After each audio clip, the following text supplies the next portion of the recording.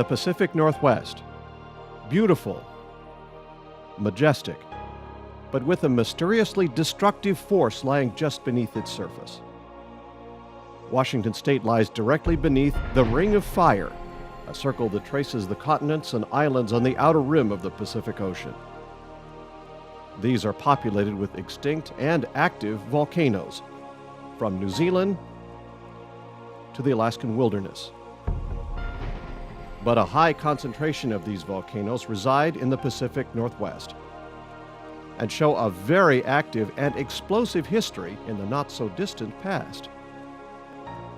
Some mountains in the chain have completely disappeared in massive eruptions, such as the sites of Crater Lake and Newberry Crater in Oregon. Sleeping giants like Mount Rainier near Seattle and Mount Hood near Portland continue to keep scientists on guard. No better reminder of the potential for this ominous destruction was the awakening of Mount St. Helens in early 1980.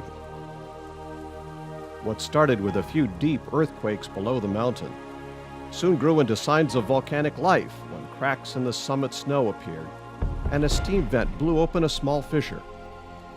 More concerns arose when the north side began to bulge at a rate of 5 feet a day. Something dreadful was coming. On May 18, 1980, the event began with the largest landslide in recorded history as one side of the mountain gave way and unleashed a massive 9-hour eruption. A giant ash cloud followed, and cities to the east were eclipsed by it in the middle of the day. After the ash settled, 57 people were dead. Hundreds of square miles of forests were destroyed. The Toutle River Valley was filled in up to 150 feet in mud and rocks for 14 miles, and the Columbia River was shut down to shipping traffic from ash and mud flows. The United States had never seen such destruction in its history. Eruptions have continued from 1980 to 1986 and 2004 through 2008 as the mountain attempts to rebuild itself, as nature always does. With an event like this, people had no idea how long it would take before this area would return to normal. Some scientists estimated hundreds of years. But nature has a way of recovering more quickly than we first thought. Through massive tree planting efforts, as well as encouraging natural growth in the blast zone, life has come back, and the recovery has been amazing. Hi, and welcome to Mount St. Helens 30 Years of Change. I'm Mark Hendricks. Over the next hour, we'll explore what happened here 30 years ago, its immediate aftermath, and the amazing changes that have occurred here since, some of them with a little bit of human help. A lot of people remember exactly what they were doing the day the mountain erupted, May 18th, 1980. In fact, for many people who live within 500 miles of here, that moment is absolutely imprinted forever. Back before the eruption, these hills were covered with old-growth timber. There were lakes here, cabins, youth camps. A lot of people thought this was paradise. The forest was absolutely gorgeous. And of course the lakes were beautiful because they were all cold glacier fed. The lakes and the rivers were just pristine. You could go along the Toutle River where a stream comes into the Toutle, a little creek, and watch the steelhead go up those little creeks. Well, just a beautiful area, and it's a chance, a lot of city kids would come up during the summer, and that was their first real experience. I'd been up there once, and I'd climbed it in 1978, and so I had seen the area around the volcano from the summit, and obviously amazing for us.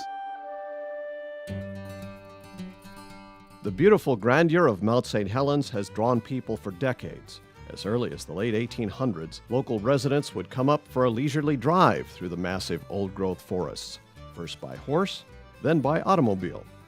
They would horseback ride and camp in the hundreds of square miles of this amazing outdoor wilderness. Eventually, summer cabins, lodges, and youth camps dotted the landscape.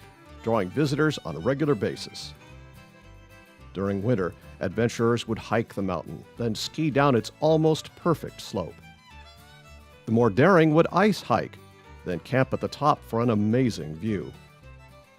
The diehards started clubs for climbing and skiing, all for the enjoyment of spending time at the mountain. Anglers of all ages took advantage of large trout, and there was no better place to cool off than in the glacier-fed waters of Spirit Lake. It was a recreational wonderland. In 1930, the Longview, Washington YMCA built their first buildings along the shores of Spirit Lake with a full view of the mountain. Thousands of kids enjoyed the outdoors, swimming, fishing, and campfires. Just a few years before the eruption, Bill Lenning was asked to become the camp director. We were directly across from the mountain. We had a big lodge with a big circular fireplace in the middle. And we used to do a lot of the campfires indoors when it was bad. We'd have somewhere between 40 and 70 kids there every week. So it was a pretty good sized camp. We had sailboats and canoes and a big swimming area that was blocked off. Of course, the water was about 30 degrees. We even took older kids on hikes up from the lake up to the top of the mountain and teach them how to put their ice shoes on and their crampons and their tie up and how to glissade if you got lost and some things. So it was quite a nice experience. I remember one particular winter when we hiked into the Y Camp and stayed there for 2 or 3 days. It was a beautiful, beautiful area up here. My wife and I and kids spent days up here in this area. You could drive all day in the Weyerhaeuser road system and the forestry roads and never see the same thing twice. Mount St. Helens' beauty was a bit deceiving, for it was a young volcano, lying dormant beneath its pristine glacial peaks. Most of what the mountain we know today was built in the last 2,500 years. So it's very, very young, very active geologically. Has basically grown up since the last glaciation. So Mount St. Helens was very smooth and symmetrical cone-shaped volcano, and very much like Mount Fuji in Japan. This area was prized for its recreation, for its great beauty, and also because it held some of the most valuable commercial timber on the planet. In fact, Weyerhaeuser's biggest parcel was just north of the blast zone. Nobody had a better appreciation for its value than Dick Ford, who was the superintendent of the land for Weyerhaeuser. I've been in the area my whole life, but after becoming a forester for Weyerhaeuser in 1970, I became eventually a district forester. Mount St. Helens actually grows some of the best trees in the world. There's no other place in the world that has this amount of rainfall and these productive soils to grow Douglas fir. And it is the #1 building wood in the world. This was our largest district that we had anywhere in the world, and Weyerhaeuser at the time had nearly 35 million acres, so that tells you how large this was. When we return, the mountain begins to awake from its slumber.